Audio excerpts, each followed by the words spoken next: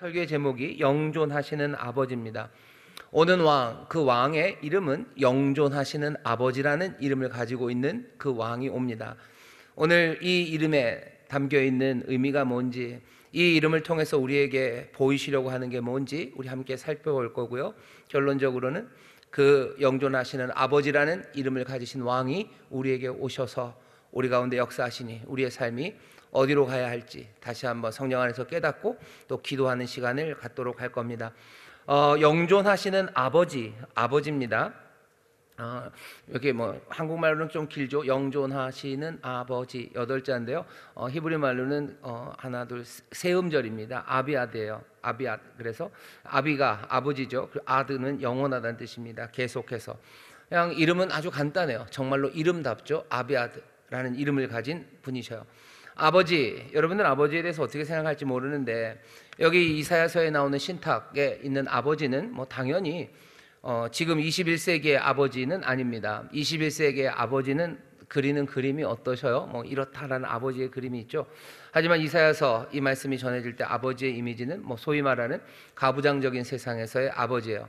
가부장의 세상이 뭔가 위험을 뭐 내포하고는 있지만 가부장 자체가 그것만으로 악하기는 어렵습니다. 악하다고 말하기는 힘들어요. 가부장의 세상에서 아버지는요 가장 힘이 센 사람입니다.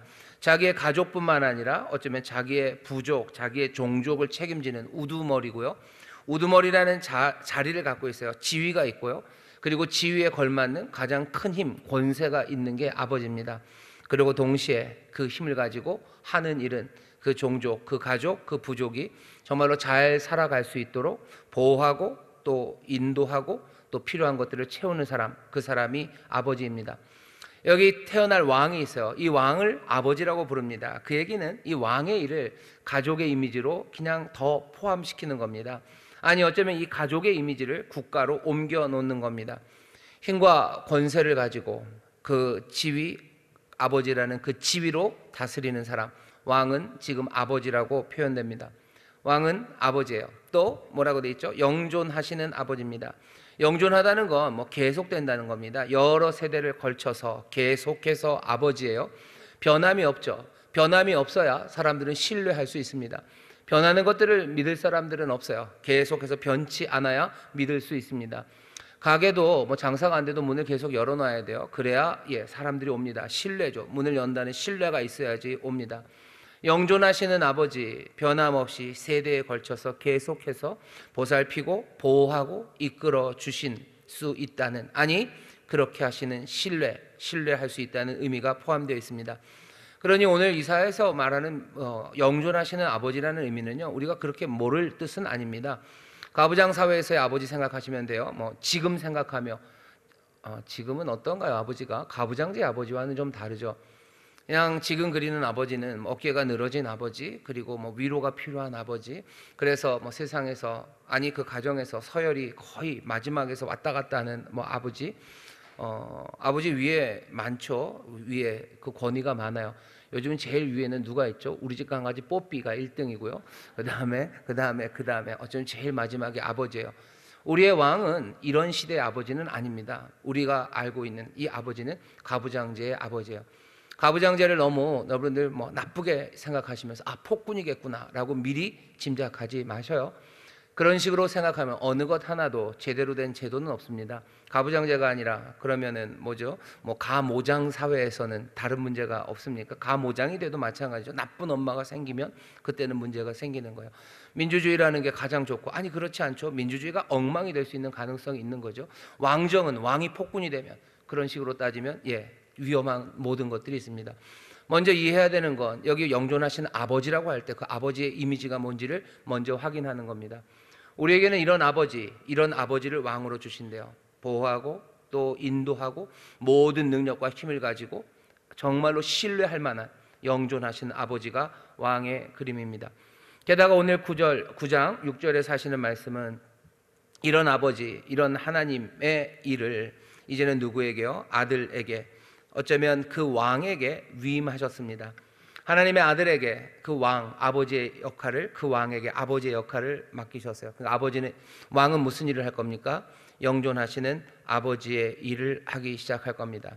영존하시는 아버지의 일을 할 거예요.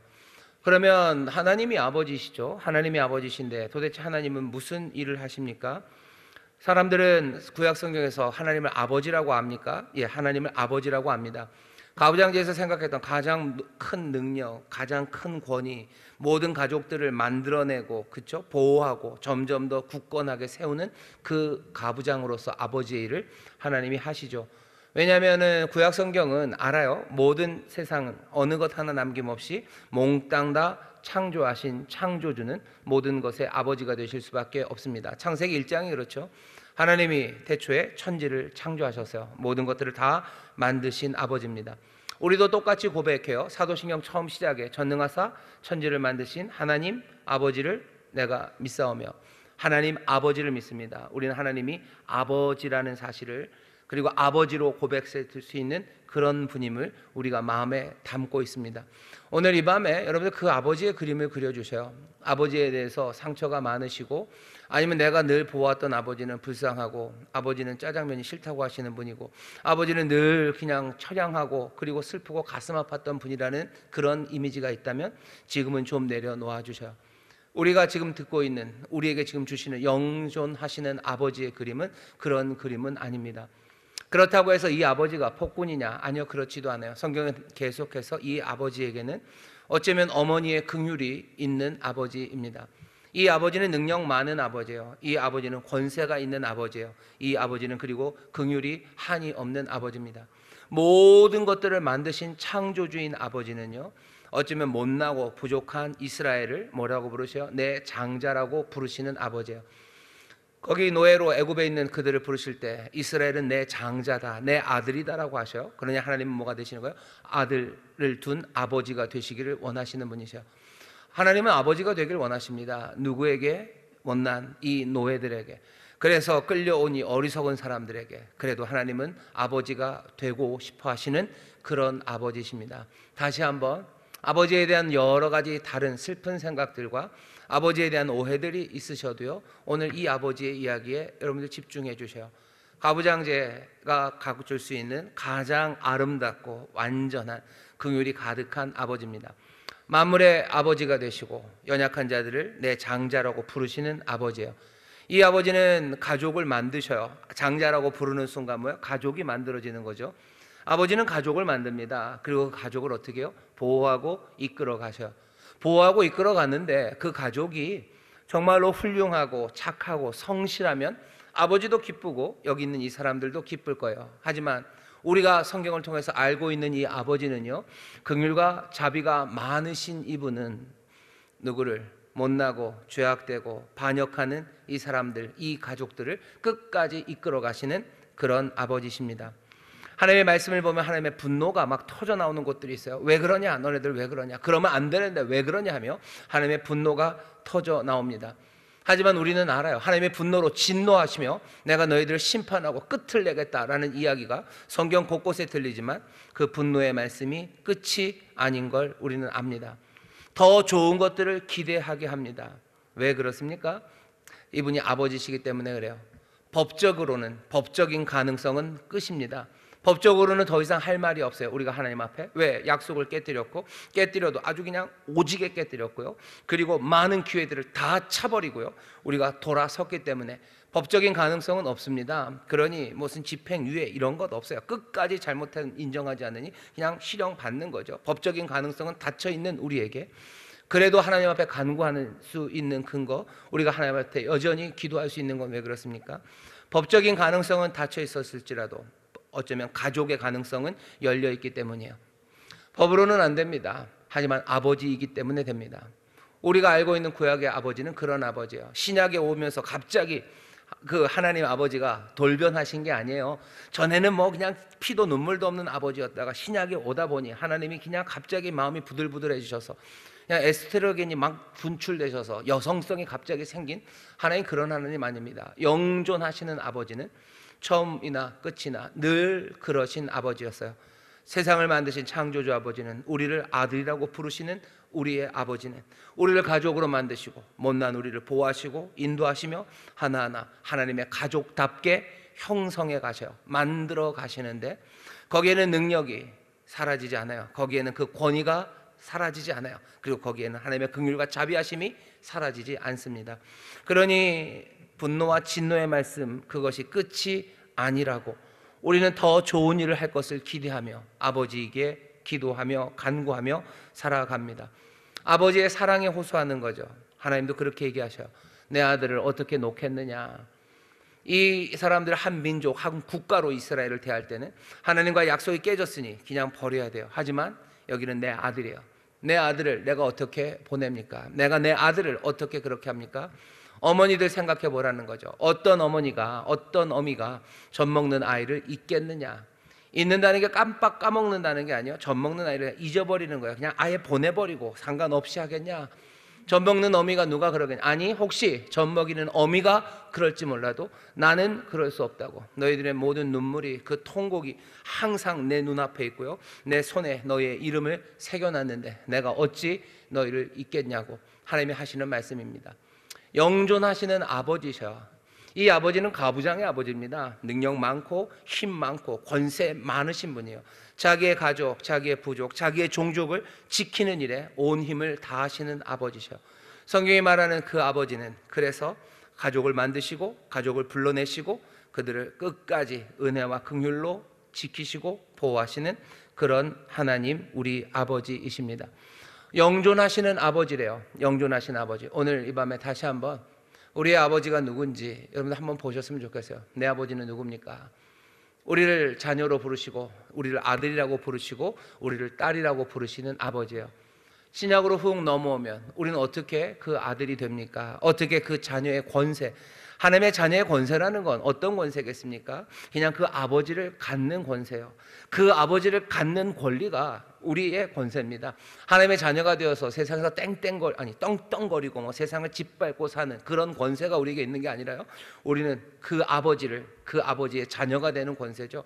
그런 아버지가 있는 권리, 그 권리가 예수를 믿음으로 우리에게 주어진 겁니다. 오늘 이 밤에 우리가 세상에 여러 아버지들을 우리가 봅니다. 어쩌면 여러분들의 아버지, 아니면 여러분들이 아버지이실 수도 있는데, 여러분들의 아버지임과 그리고 여러분들의 아버지들의 아버지임, 그것이 부족하고 연약하다고 해서, 거기에 뭔가 악함과 못남이 있다고 해서 하나님의 이 아버지 되심을 여러분들이 깎아내릴 일은 전혀 없어요.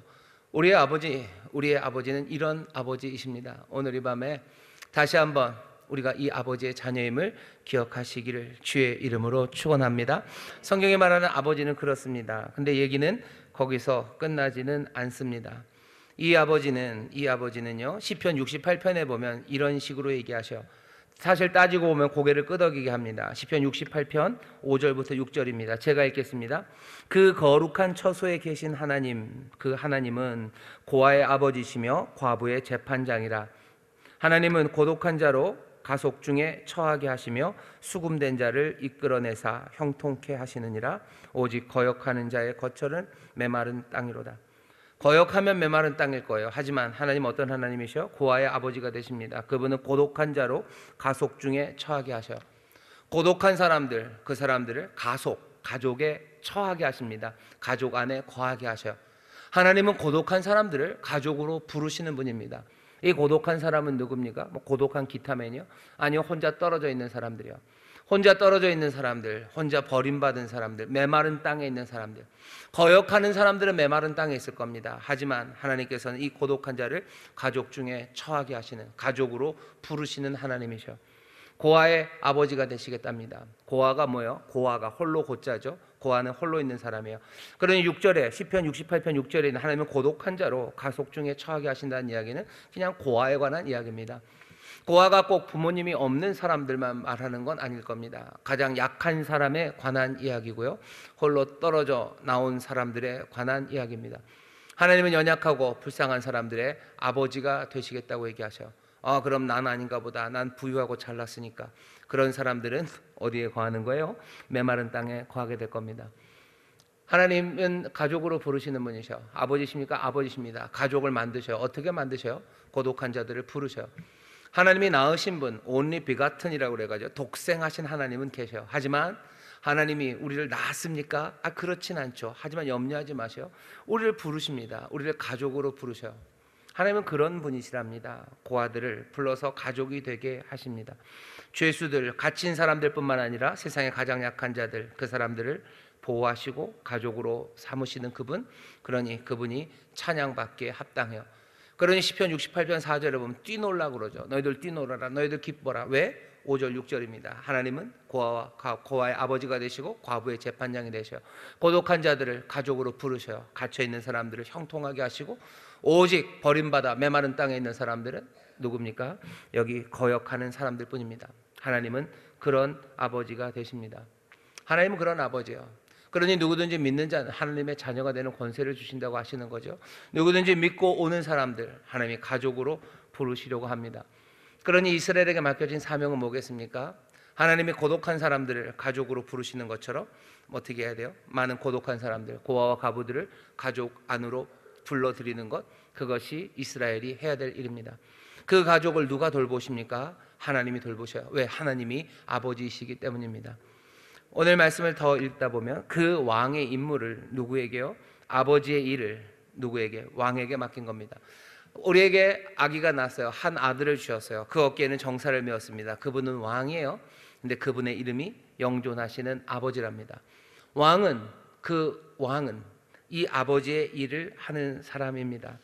아버지가 했던 그 특징적인 일, 고아의 아버지가 되고 고독한 자들을 불러서 가족을 만들고 그 가족을 보호하고, 그것이 어렵고 힘들어도 끝까지 긍휼로 그 능력으로 하나하나 그 가족을 풍성하게 만드는 것, 그것이 왕의 일입니다.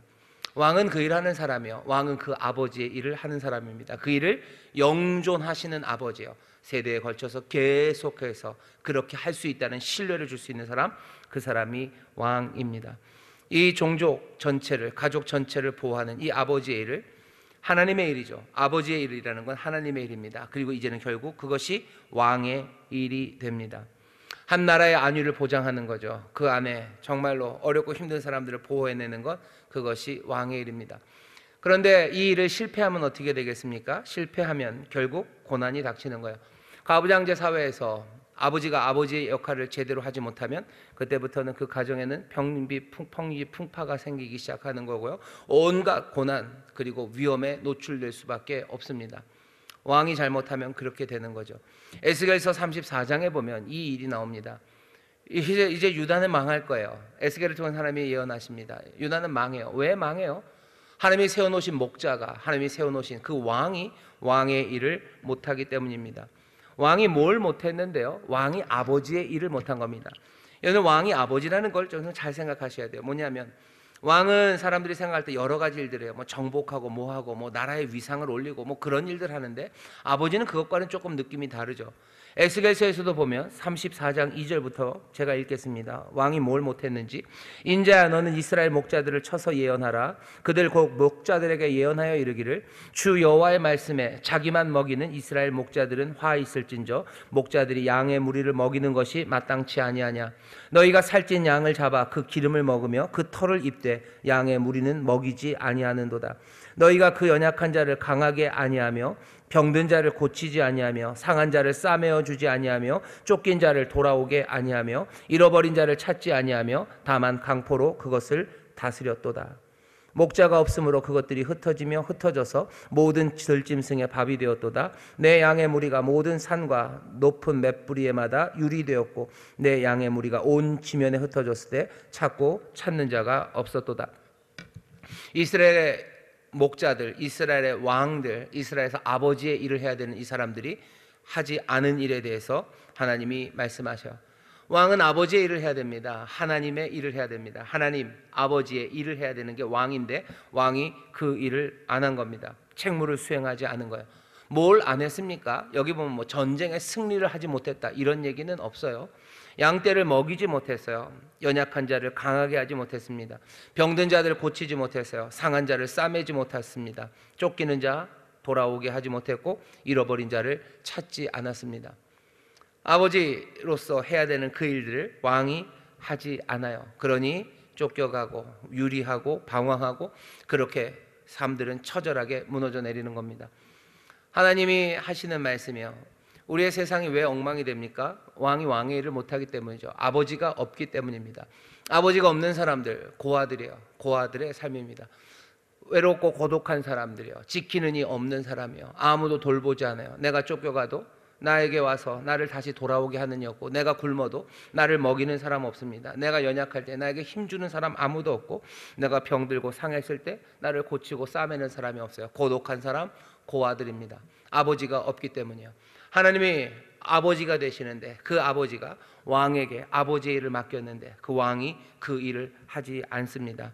그럼 이제 어떻게 합니까? 어쩔 수 없어요. 하나님이 친히 하십니다.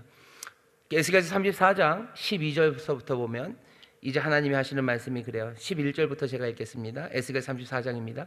나 주 여호와가 말하노라. 나 곧 내가 내 양을 찾고 찾되 목자가 양 가운데 있는 날에 양이 흩어졌으면 그때를 찾는 것 같이 내가 내 양을 찾아서 흐리고 캄캄한 날에 그 흩어진 모든 곳에서 그것들을 건져낼지라. 내가 그것들을 만민 중에서 끌어내며 열방 중에서 모아 그 본토로 데리고 가서 이스라엘 산 위에와 시냇가에와 그 땅 모든 거주지에서 먹이되 좋은 꼴로 먹이고 그 우리를 이스라엘 높은 산 위에 두리니 그것들이 거기서 좋은 우리에 누워 있으며 이스라엘 산 위에서 살진 꼴을 먹으리라. 나 주 여호와가 말하노라. 내가 친히 내 양의 목자가 되어 그것들로 누워 있게 할지라. 그 잃어버린 자를 내가 찾으며 쫓긴 자를 내가 돌아오게 하며 상한 자를 내가 싸매어 주며 병든 자를 내가 강하게 하려니와 살찐 자와 강한 자는 내가 멸하고 공의대로 그것들을 먹이리라. 하나님이 친히 하신대죠. 내가 그 일을 하신답니다. 이제 왕이 실패해요. 왕이 아버지 일을 못합니다. 그러면 하나님 아버지가 그 일을 하는 거예요. 그러니까 뭐라 그래야 되죠? 아버지인 왕이 그 일을 못합니다. 영어로 말하면 Father King이에요. Father King이 그 일을 못하면 이제는 누가 하신다는 거예요? 아버지 하나님이 하셔. Father God이 그 일을 하시겠답니다. 그게 반드시 이 일을 이루시겠다고 하나님이 하시는 말씀이에요. 영존하시는 아버지입니다. 영존하시는 아버지. 그 일을 왕에게 맡기셨으나 왕들에게 맡겼지만 그 일이 안 되면 이 영존하시는 아버지는 그 일을 위해서 직접 오십니다. 에스겔서는 아주 신기하고 재미있어요. 그리고 나서 이야기가 쭉 진행이 되는데 23절 가시면 하나님이 그 일을 어떻게 하시는지에 대해서 다시 한번 얘기하십니다. 왕으로서의 아버지의 일을 이제 다시 새로운 왕을 주어서 그 일을 이루시겠대요. 에스겔 34장 23절입니다. 내가 한 목자를 그들의 위에 세워 먹이게 하리니 그는 내 족 다윗이라. 그가 그들을 먹이고 그들의 목자가 될지라. 나 여호와는 그들의 하나님이 되고 내 종 다윗은 그들 중에 왕이 되리라. 나 여호와의 말이니라. 여기 있는 이 다윗이 이 에스겔서가 쓰여졌을 때 그 전에 있었던 다윗이 아니면 분명합니다. 하나님이 왕을 주시겠다는 거예요. 그 왕이 뭐 하겠다는 거예요? 여호와의 일을, 정말로 이 아버지의 일을 감당할 그 왕을 주시겠다고 말씀하시는 겁니다. 이 주시는 왕은 아버지 하나님과 같지는 않아요. 하지만 아버지 하나님의 일을 하는 겁니다. 오늘 우리가 이 말씀을 이제 보면 이해가 돼요. 아, 영존하신 하나님, 왕은 그 일을 하겠구나. 정말로 좋으신 아버지의 그 일을 하겠구나. 그리고 우리가 또 하나 더 아는 게 있죠. 바로 그 분이 누군지 우리는 압니다. 예수 그리스도, 이 대강절의 기간에 아기 예수로 오셨던 그분, 하나님의 아들이신 그분, 우리의 왕이 되신 그분을 우리는 기억합니다. 근데 오늘 말씀은 여러분들 조금 조심하셔야 돼요. 뭐냐면 앞에 이사야서를 통해서 주었던 그 신탁의 비밀의 이름들, 기묘한 모사, 전능하신 하나님, 그리고 오늘 영존하신 아버지 말고 여기 다음에 할 평강의 왕이라는 이름은요, 아, 예수님은 기묘한 모사십니다. 예수님은 전능하신 하나님이십니다. 예수님은 평강의 왕이십니다. 라고 그 이름을 그냥 다 갖다 붙이는데 별 문제가 없어요. 하지만 예수님은 영존하시는 하나님입니다. 라고 말하는 건 조금 조심스러워야 됩니다. 예수님은 영존하신 하나님입니다. 라고 잘 말을 안 합니다. 잘 말을 안 해요. 왜 말을 안 하는지 여러분들이 아실 겁니다. 왜냐하면 우리는 하나님 아버지를 알기 때문에 그래요. 하나님 아버지를 알아요. 예수님도 늘 하나님을 아버지라고 부르셨어요. 자기가 아버지라고 하신 적이 없어요. 늘 예수님은 자신을 아들이라고 그러셨고요, 하나님을 아버지라고 부르며 기도하고 사람들에게도 그렇게 가르쳐 왔습니다. 심지어 예수님께서는 마태복음에 보시면 사람들 누구에게라도 랍비라고 부르지 말아라, 누구에게라도 아버지라고 부르지 말아라, 누구에게라도 너 지도자라고 부르지 말아라 라고 하시며 자기 자신을 아버지라고, 선생이라고, 지도자라고 부르는 것, 그걸 금하시기까지 하셨어요. 그러니 우리가 뭔가 조금 느낌이 다르다는 걸 압니다. 예수님을 영존하시는 아버지라고 부르기는 어려워요. 그러니 여러분들 그렇게 얘기하지는 마십시오. 예수님이 영존하신 아버지다는 아니에요. 하지만 여기 이사야서에 나오는 말씀이 무슨 말인지는 압니다. 이 예수님은요, 그 아버지의 기능을 하는 거예요. 그것도 영존하시는 방식으로 그 일을 하시는 겁니다. 예수님이 이제 어떻게 하실 거예요? 우리를 먹이실 거예요. 양떼를 먹이실 거예요. 우리를 치료하고 싸매실 거예요. 잃어버린 우리를 찾아오실 거예요. 고독한 우리를, 고아 같은 우리를 고아로 남겨놓지 않으실 겁니다. 고아를 불러다가 가족을 삼으셨던 그 아버지처럼 오신 왕은, 그 아들은 아버지의 일을 합니다. 아버지의 일 무슨 일이요? 고아를 불러다가 가족을 만드는 일을 예수님 하셔. 요한복음 14장 보면 예수님께서 제자들에게 하시는 말씀이 있죠. 제자들에게 뭐라고 그러십니까? 내가 너희를 고아처럼 버려두지 않으시겠대요. 내가 너희를 고아처럼 버려두지 않겠다. 내가 오겠대요. 고아가 아닌 사람들을 뭘로 만드셔요? 가족으로 만드십니다. 가족으로 만드시며 또 마태복음 보면 내가 너희와 볼지어다 세상 끝날까지 너희와 함께 하신다죠. 영존하시는, 어쩌면 계속해서 함께 하시며 여전히 아버지의 일을 하셔요. 고아를 불러 모으시죠. 고아로 두지 않겠다. 요한복음도 19장 보면 예수님이 마리아 그리고 곁에 있는 사랑하는 제자를 불러서 보소서 아들이니다, 어머니다 모셔라 하며 어떻게 해요? 가족을 만들어 가기 시작하셔요. 아들은 가족을 만듭니다. 아버지가 가족을 만들어요. 하지만 아들도 가족을 만들어 가요. 어떻게 아버지가 가족을 만드는 일을 아들이 만들어 갑니까? 왜냐하면 이 아버지인 하나님과 아들이신 예수님 사이에는 정말로 우리가 상상하기 어려운 아주 가까운 결속이 있기 때문입니다. 요한복음 14장 23절 보면 이렇게 되어 있어요. 사람이 나를 사랑하면, 예수님이 하시는 말씀입니다. 사람이 나를 사랑하면 내 말을 지키리니 내 아버지께서 그를 사랑하실 것이요 우리가 그에게 가서 거처를 그와 함께 하리라. 우리가 예수님 사랑하죠. 우리가 예수님을 사랑하고 예수님의 말씀을 잘 들으면요 어떻게 하신대요? 우리가 그에게로 간대요. 여기서 우리는 누구요? 하나님과 아버지신 하나님과 아들이신 예수님입니다. 우리가 가서 거처를 그와 함께 살겠대요. 시편 68편에 있는 말이죠. 그 고독한 사람들을 하나님이 어떻게 하셔요? 그 처소, 그 가족이 되게 하셔요. 가족이 되게 하셔요. 우리가 예수님 사랑하면 예수님과 아버지는 같이 오셔서 우리를 가족으로 만드십니다. 예수님이 아버지는 아니에요. 하지만 늘 함께 하시기에 이 아들이신 예수님은 아버지의 일을 어쩌면 무리 없이 하나씩 해내십니다. 그래도 우리는 조금은 구별할 필요가 있어요. 예수님이 하나님 아버지십니까? 아버지는 아닙니다. 아들은 아들이에요. 아버지가 아닙니다. 그 구분은 좀 해주셔야 돼요. 하지만 이 아들은 정말로 이 아버지 하나님과 너무나 굳게 연결되어 있기에 아버지의 그 일을 세상의 어느 훌륭한 왕들과도 비교할 수 없을 정도로 그 귀한 사명을 온전히 감당해내시는 아들, 그 왕입니다. 한 아기가 우리에게 왔고 한 아들을 우리에게 주셨어요. 그 어깨는 정사를 매신 그 왕은 정말로 영존하시는 아버지의 그 일을 정말로 영존하시는 그 아버지처럼 해내실 수 있는 그런 왕입니다. 긍휼이 많으시고 능력이 많으시고 그 가족들을 사랑하시는 그분은 놀랍게도 고아를 가족으로 부르시는 분이셔. 우리가 하나님의 가족이 아니라고 생각하는 분들 계시면 오늘 다시 한번 생각하셔. 그분은 고아를 불러서 가족을 삼으시는 분이에요.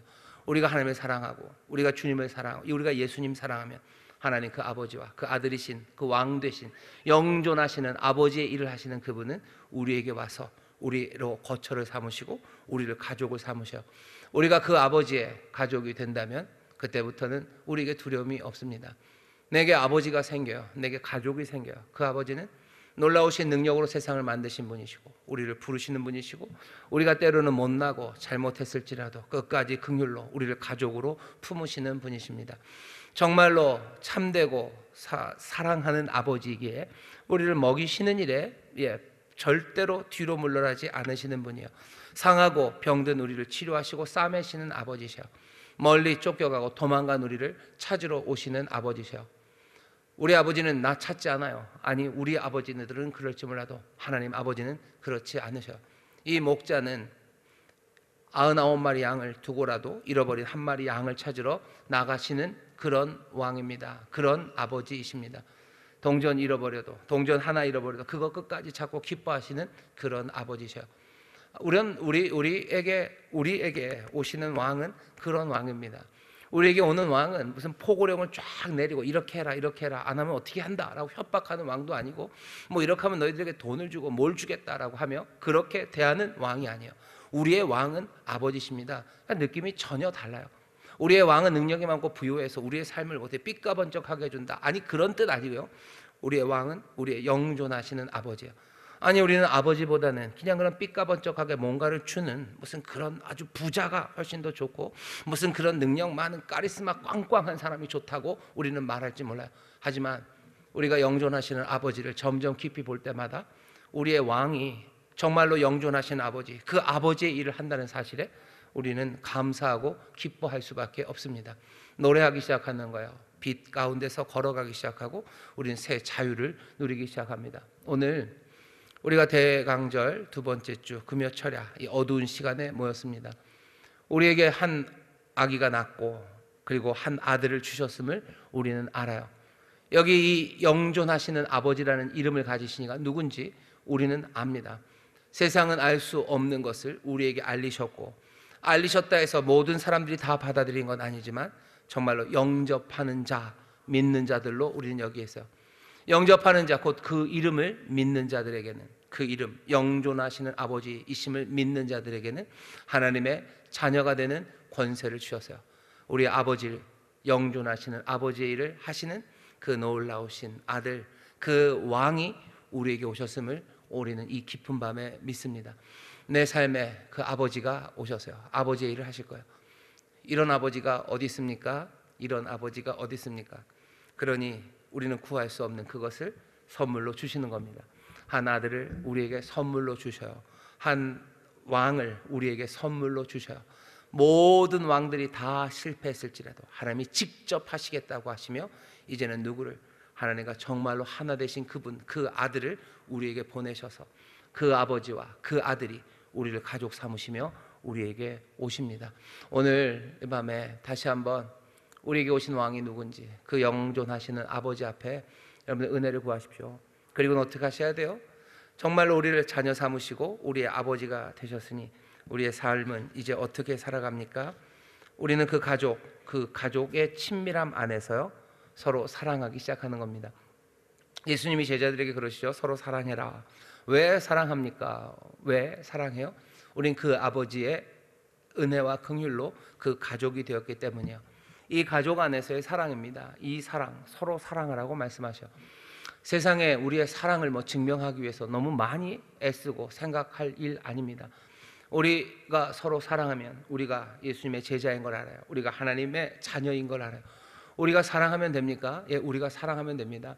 우리가 사랑하면 우리가 하나님을 사랑하고 예수님 사랑하고 우리가 서로 사랑하면 그때부터 세상은 빛을 보기 시작하는 겁니다.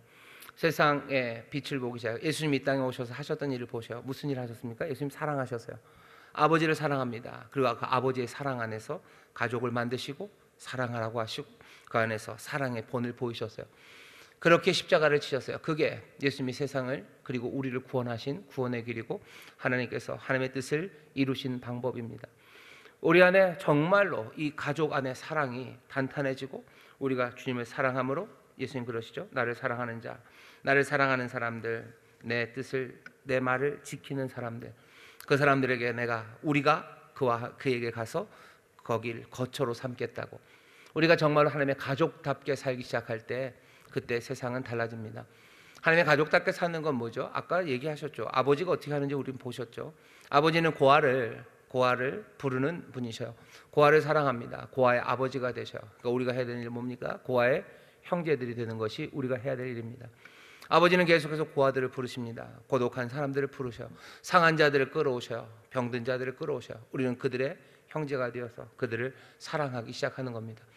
오늘 이 어려운 시절에 우리에게 주신 소망, 우리에게 오신 영존하신 아버지, 우리에게 오신 평강의 왕 되신 주님, 그 주님을 붙잡으셔요. 그리고 어떻게 하십니까? 내가 이제 하나님의 가족입니다.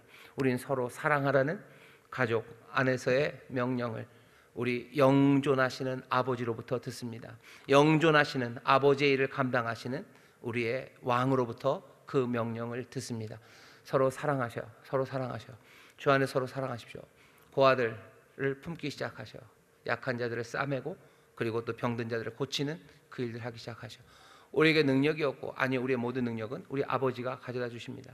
아버지에게 힘이 있어요. 아버지에게 권세가 있어요. 아버지가 모든 지혜를 가지신 분이셔. 그 아버지가 긍휼로 사랑으로 만든 그 가족 안에서 여러분들 다시 한번 그 아버지를 의지하며 그 일 하기 시작할 때 뭘 약속하시죠? 요한복음 14장에 보면 성령님 약속하십니다. 성령을 통해서 영존하시는 아버지의 그 임재가, 영존하시는 아버지의 일을 감당하셨던 그 아들의 임재가 우리 가운데 기쁨과 확신을 가져다 줍니다. 성령 안에서 기뻐하기 시작하십시오. 확신하시기 시작하십시오. 이 일은 우리가 누려야만 할 일이에요. 그리고 누릴 수 있는 일입니다. 그리고 누리기를 기대하는 일입니다. 오늘 다짐하시고 기뻐하십시오. 오늘 성령 안에서 기뻐하셔. 우리에게 이 아버지가 오심을, 이 임재를 여러분들 함께 누리며 기뻐하시고 소망하시고 사랑하기를 다짐하시고 이 아버지 앞에 정말로 내 삶을 내어놓을 때 영존하시는 그 아버지는 우리의 모든 것들을 살피시고 보호하시고 아름답게 그 가족을 만드시는 분이셔. 오늘 우리의 모든 연약함을 치료하여 주실 줄 믿습니다. 오늘 우리를 싸매실 거예요. 오늘 우리를 다시 찾아오실 거예요. 내 잃어버렸던 것 찾아주시고 나를 묶어놨던 것 꺾어주실 겁니다. 영존하시는 아버지는 그런 아버지, 그런 은혜와 긍휼 가득한 아버지이시고 그 영존하시는 아버지의 일을 행할 놀라운 왕은 오늘 우리와 함께 하시는 줄 믿습니다. 성령 안에서 확신하시고 기뻐하시고 또 기도하는 가운데 이 모든 아버지의 은혜 누리며 함께 즐거워하며 또 그 안에서 함께 더 사랑하기 시작하는 우리 모두가 되시기를 주의 이름으로 축원합니다. 기도하겠습니다. 하나님, 우리에게 하나기가 우리에게 아들을 주십니다. 아버지 안에는 귀한 선물을 주십니다. 우리에게 왕을 주십니다. 이 왕은 영존하시는 아버지, 정말로 아버지의 그 일을 정말로 빈틈없이 아버지처럼 하실 놀라운 아들입니다. 아버지의 이 놀라운 비밀을 우리로 듣게 하시고 또 놀랍게도 이 귀한 비밀을 우리로 영접하게 하시오니 이제는 하나님의 가족 되어 우리가 살아갑니다. 아버지 하나님이, 그리고 놀라우신 주님이 우리에게 오셔서 우리를 거처 삼으신다고 하셨으니 아버지 고독한 자들을 가족이 되게 하신 고아의 아버지 되신 하나님이시오. 오늘 이 밤 정말로 고아 같이 약하고 연약한 우리의 삶에 정말로 아버지의 은혜가 또 아버지의 돌보심이 넘쳐나게 하여 주옵시고 아버지의 그 임재 가운데 또 아버지의 일 감당하시는 놀라우신 아들이신 예수 그리스도의 임재 가운데 새 기쁨과 소망으로 아버지 새 결단이 넘쳐나는 우리 모든 성도들 되게 하여 주옵소서. 성령께서 우리와 함께 하셔서 이 진리로 인도하시고 이 복을 누리게 하실 줄 믿사오니 주여 오늘 이 밤 기도하는 가운데 성령님 정말로 충만하게 임하시고 또 임하셔서 우리로 정말로 왕을 만나는, 왕 안에서 소망을 품는, 또 왕을 향하여 또 이루어진 그 가족 안에서 새 결단이 있는 하나님의 사람들 되게 하여 주옵소서. 감사드리며 예수님 이름으로 축복하며 기도하옵나이다. 아멘.